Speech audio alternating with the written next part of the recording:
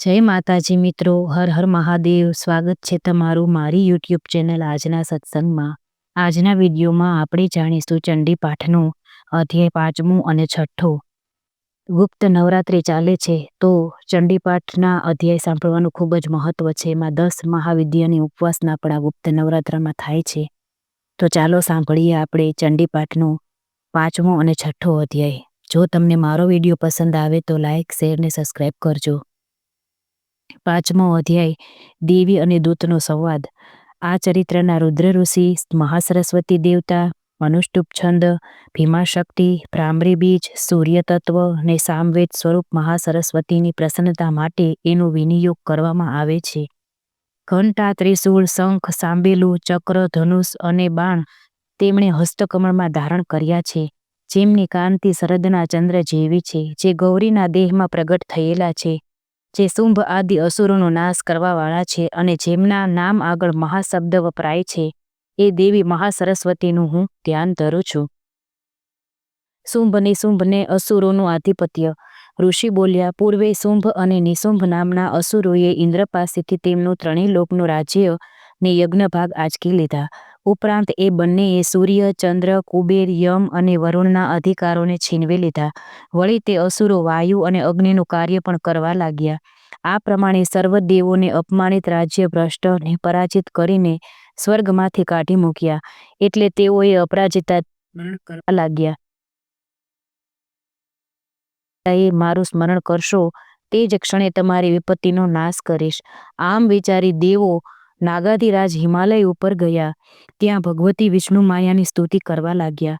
ભગવતીની સ્તુતિ. દેવો બોલ્યા, દેવીને, મહાદેવીને, શિવાને અમારા નિરંતર નમસ્કાર છે. પ્રકૃતિ સ્વરૂપ ભદ્રાને ને જગદંબાને અમારા વારંવાર નમસ્કાર છે. સંહાર કરનારી રુદ્રા, નિત્યા, ગૌરી અને ધાત્રીને અમારા નમસ્કાર છે. વળી જ્યોત્સનામયી, ચંદ્ર રૂપિણી અને સુખરૂપા દેવીને અમે વારંવાર નમસ્કાર કરીએ છીએ. કલ્યાણ કરનારી, વૃદ્ધિ અને સિદ્ધિરૂપી દેવીને વારંવાર નમસ્કાર છે. અસુરોની લક્ષ્મી, રાજાઓની લક્ષ્મી અને શિવપત્ની સ્વરૂપા જગદંબાને વારંવાર નમસ્કાર છે. હે દુર્ગા, ભયંકર સંકટમાંથી પાર ઉતારનારી, સર્વકારિણી ખ્યાતિ કૃષ્ણા, ધુમ્રા દેવીને સદાય નમસ્કાર છે.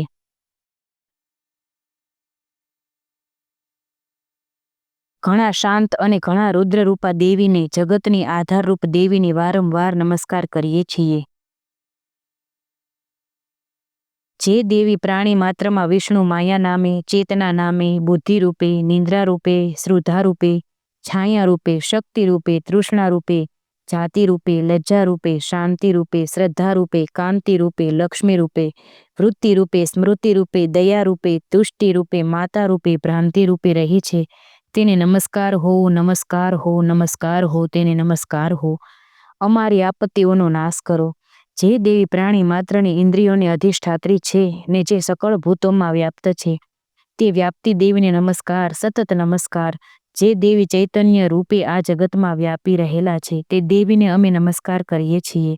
પૂર્વે દેવોએ જેની સ્તુતિ કરી હતી ને અભિષ્ટ ફળની પ્રાપ્તિ માટે ઇન્દ્રે જેની હંમેશા સેવા કરી છે, એવી કલ્યાણ કરનારી દેવી ઈશ્વરી, અમારી આપત્તિઓનો નાશ કરી અમારું કલ્યાણ કરો. અત્યારે મદોન્મત્ત અસુરોથી ત્રાસ પામેલા દેવો જે દેવીને આ સમયે નમસ્કાર કરીએ છીએ અને ભક્તિથી નમ્ર બને જેનું સ્મરણ કરીએ છીએ, તે દેવી અમારી આપત્તિઓનો નાશ કરો. કૌશિકીનું પ્રાગટ્ય. ઋષિ બોલ્યા, હે રાજન, દેવો જે સ્થળે સ્તુતિ કરતા હતા ત્યાં હિમાલય પુત્રી પાર્વતી ગંગા સ્નાન કરવા જતા આવી ચડ્યા. દેવોની સ્તુતિ કરતા જોઈને તે કહેવા લાગ્યા કે હે દેવો, તમે અહીં કોની સ્તુતિ કરો છો? દેવો પાર્વતી દેવીને પ્રત્યુત્તર આપે તે પહેલા પાર્વતી દેવીના શરીરમાંથી કલ્યાણમયી શિવા દેવી પ્રગટ થઈને બોલ્યા, હે પાર્વતી, નિશુંભ નામના અસુરે યુદ્ધમાં પરાજિત કરેલા તથા શુંભ નામના અસુરે સ્વર્ગમાંથી કાઢી મૂકેલા આ સર્વ દેવો મારું સ્તવન કરે છે. આમ અંબિકા પાર્વતીના શરીરમાંથી પ્રગટ્યા, તેથી સમસ્ત લોકમાં તેને કૌશિકી કહેવામાં આવે છે. કૌશિકી પ્રગટ થયા પછી પાર્વતી પણ કાળા થઈ ગયા. આથી હિમાલય ઉપર રહેલા કાલિકાને નામે એ પ્રસિદ્ધ થયા. નિશુંભ સમક્ષ સુંદર દેવીનું વર્ણન. ત્યાં શુંભ અને નિશુંભના 2 સેવકો ચંડ ને મૂંડ મનોહર રૂપવાળી અંબિકાને જોયા. તે બંનેએ જઈને શુંભને કહ્યું કે મહારાજ, હિમાલય ઉપર કોઈ એક સ્ત્રી દેખાય છે. તે અતિ સુંદર ને મનોહર છે. આવું રૂપ અમે ક્યાંય જોયું નથી. માટે તે કોણ છે તેની તપાસ કરાવી આપે તેને ગ્રહણ કરવી જોઈએ. તે સ્ત્રીઓમાં રત્નરૂપ છે. તેના સંઘળા અંગો સુંદર છે. એની પ્રભાથી સમસ્ત દિશાઓ ઝળહળી રહી છે. હે સ્વામી, એ હિમાલય ઉપર છે. આપે એને પ્રાપ્ત કરવી જોઈએ. હે સ્વામી, ત્રણેય લોકમાંના મણી, હાથી, ઘોડા આદિ બધા રત્નો અત્યારે તમારા ભુવનમાં શોભી રહ્યા છે. ઐરાવત હાથી, પારિજાતક વૃક્ષ, ઉચ્ચસ્રવા ઘોડો, હંસોવાળું વિમાન, મહાપક્ષ, કિંજલકીની માળા, વરુણ છત્ર, શ્રેષ્ઠ રથ, ઉત્ક્રાંતિદા શક્તિ, વરુણનો પાસ, આ બધા જ રત્નો હાથ કર્યા છે. તો પછી આ સ્ત્રી રત્નને શા માટે હાંસલ ન કરવું જોઈએ?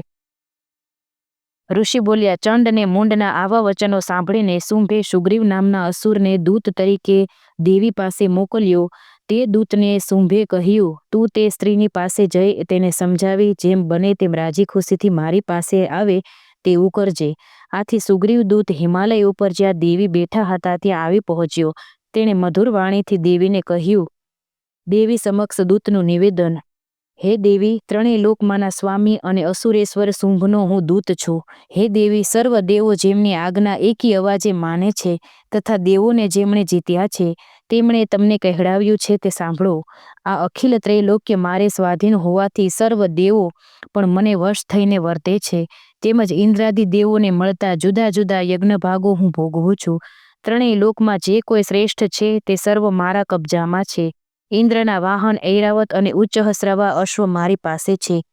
હે શોભના, આ ઉપરાંત દેવો, ગંધર્વો ને નાગો પાસે જે કંઈ બીજા રત્નરૂપ પદાર્થો હતા તે બધા જ મારી પાસે છે. હે દેવી, અમે તને લોક સમસ્તની સ્ત્રીઓમાં રત્નરૂપ માનીએ છીએ. તો તું અમારી પાસે આવ, કેમ કે અમે રત્ન ભોગી છીએ. હે સુંદર નેત્રવાળા દેવી, તમે ખરેખર સ્ત્રી રત્ન છો. માટે મને શુંભને કે મારા પરાક્રમી બંધુ નિશુંભને પરણો. મારી સાથે લગ્ન કરવાથી તમે વિપુલ ઐશ્વર્ય પામશો. માટે બુદ્ધિથી વિચાર કરીને મારા પત્ની બનો. ઋષિ બોલ્યા, આ પ્રમાણે શુંભનું કહેણ દૂતે જ્યારે દેવીને કહ્યું ત્યારે ભગવતી દુર્ગા મનમાં હસીને કહેવા લાગ્યા, મને જીતીને સ્વામિત્વ પ્રાપ્ત કરે. દેવી બોલ્યા, શુંભે કહેડાવેલું સર્વ સત્ય છે. તેમાં જરા પણ ખોટું નથી. તે શુંભ ને નિશુંભ ત્રણેય લોકના પતિ છે. પરંતુ મારી અલ્પબુદ્ધિથી મેં અગાઉ પ્રતિજ્ઞા કરી છે તે સાંભળ. જે મને સંગ્રામમાં જીતશે, જે મારા ગર્વનો નાશ કરશે, તેમજ મારાથી જે બહુ બળવાન હોય તે જ મારો સ્વામી થશે. તો શુંભ અને નિશુંભ અહીં આવે અને મને જીતી લે અને તરત જ મારી સાથે લગ્ન કરે. દૂત બોલ્યો, હે દેવી, તમે તમારા પરાક્રમનો ગર્વ વ્યર્થ કરો છો. ત્રણેય લોકમાં શુંભ નિશુંભ પાસે ઊભો રહી શકે એવો પણ કોઈ નથી.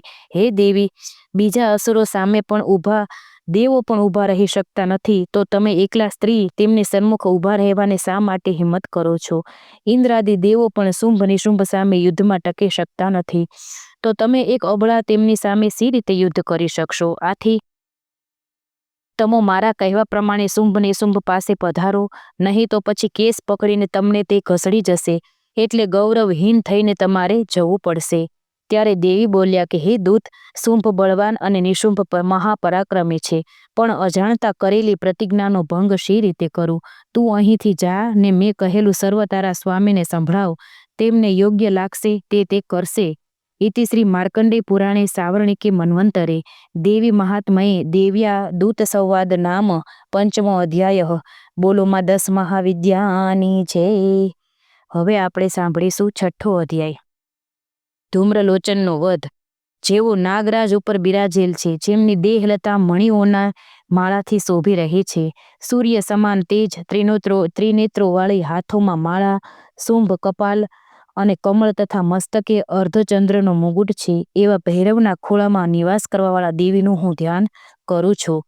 ધૂમ્રલોચનને આજ્ઞા. ઋષિ બોલ્યા, હે રાજન, દેવીના વચનોથી ક્રોધે ભરાયેલો તે સુગ્રીવ દૂત હિમાલય ઉપરથી નીચે ઉતર્યો ને દૈત્યરાજ શુંભ પાસે જઈ સર્વ વિગત વિસ્તારપૂર્વક કહેવા લાગ્યો. દૂતની વાત સાંભળતા જ તે ખૂબ ક્રોધે ભરાયો ને તેના સેનાપતિ ધૂમ્રલોચનને બોલાવીને કહેવા લાગ્યો, હે ધૂમ્રલોચન, તું તારા સૈન્ય સાથે જલ્દી જઈને એ દુષ્ટ નારીને કેસ પકડીને બળપૂર્વક અહીં આ લઈ આવ. તેનું કોઈ રક્ષણ કરનાર મનુષ્ય, યક્ષ કે ગંધર્વ કોઈ પણ હોય તો તેનો વધ કરી નાખજે. ઋષિએ આગળ બોલતા જણાવ્યું, આ પ્રમાણે શુંભની આજ્ઞા લઈને ધૂમ્રલોચન 60,000 અસુરોની સેના સાથે નીકળી પડ્યો. તે હિમાલય ઉપર પહોંચ્યો. દેવી જ્યાં બેઠા હતા ત્યાં જઈ તેણે ઉચ્ચ સ્વરે કહ્યું, હે દેવી, તમે શુંભની શુંભ પાસે રાજી ખુશીથી નહીં આવો તો હું બળપૂર્વક કેશ પકડીને તમને લઈ જઈશ. દેવી બોલ્યા, દૈત્યોના સ્વામીએ તને મોકલ્યો છે, તું પોતે બળવાન છે, તારી પાસે સેના છે, આથી તું મને બળપૂર્વક કસડી જશે તો હું તને શું કરવાની હતી? ધૂમ્રલોચનનો નાશ. ઋષિ બોલ્યા, આ પ્રમાણે દેવીએ કહ્યું એટલે તરત જ ધૂમ્રલોચન દેવી તરફ ઘસ્યો, પરંતુ દેવીએ હુંકાર માત્રથી તેને ભસ્મ કરી નાખ્યો. ધૂમ્રલોચન ભસ્મ થતા ક્રોધે ભરાયેલ અસુરોનું સૈન્ય દેવી ઉપર તીક્ષ્ણ બાણો, શક્તિ અને પરશુઓ વરસાવવા લાગ્યા. એટલામાં દેવીનું વાહન સિંહ ક્રોધે ભરાઈને ગર્જના કરતો, ગળાની કેશવાળી હલાવતો અસુરોના સૈન્યમાં કૂદી પડ્યો. તેણે કેટલાય અસુરોને પંજાના મારથી, કેટલાયને જડબાથી અને કેટલાયને નીચે પછાડી દાઢોથી ઘાયલ કરી મારી નાખ્યા. તેણે પોતાના નખથી કેટલાયના પેટ અને તમાચાથી કેટલાયના માથા, કેટલાયના હાથ કાપી નાખ્યા. તે કેટલાય અસુરોની છાતી ફાડી લોહી પીવા લાગ્યો. ક્ષણવારમાં તેણે અસુર સૈન્યનો નાશ કરી નાખ્યો. ચંડ ને મુંડને આજ્ઞા. દેવીએ ધૂમ્રલોચનને હણી નાખ્યો છે અને દેવીના વાહન સિંહે આખા સૈન્યનો ઘાણ કાઢી નાખ્યો છે. એ સાંભળી અસુરોના અધિપતિ શુંભને ક્રોધ ચડ્યો. તેણે ચંડ ને મુંડ નામના 2 મહાદૈત્યોને આજ્ઞા કરી, હે ચંડ મુંડ, ખૂબ મોટું સૈન્ય લઈને તમે જાઓ. ત્યાં જાઓ અને તે સ્ત્રીને તરત અહીં ચોટલો ઝાલીને અગર બાંધીને લઈ આવો. જો યુદ્ધમાં કંઈ સંશય પડે તો તમે સર્વ આયુધો અને અસુરો સાથે યુદ્ધ કરી એને હણી નાખજો. આમ એ દુષ્ટા હણાશે અને તેનો સિંહ પટકાઈ પડશે, એટલે તરત જ તમે તેને બાંધી પકડીને અહીં આવી પહોંચો. ઇતિ શ્રી માર્કંડેય પુરાણે સાવર્ણિકે મન્વંતરે દેવી મહાત્મયે શુંભ નિશુંભ સેનાની ધૂમ્રલોચન વધુ નામઃ 6ઠો અધ્યાયઃ. બોલો નવદુર્ગા માત કી જય. મા 10 મહાવિદ્યાની જય. યા દેવી સર્વભૂતેષુ શક્તિરૂપેણ સંસ્થિતા નમસ્તસ્યૈ નમસ્તસ્યૈ નમસ્તસ્યૈ નમો નમઃ. જય માતાજી.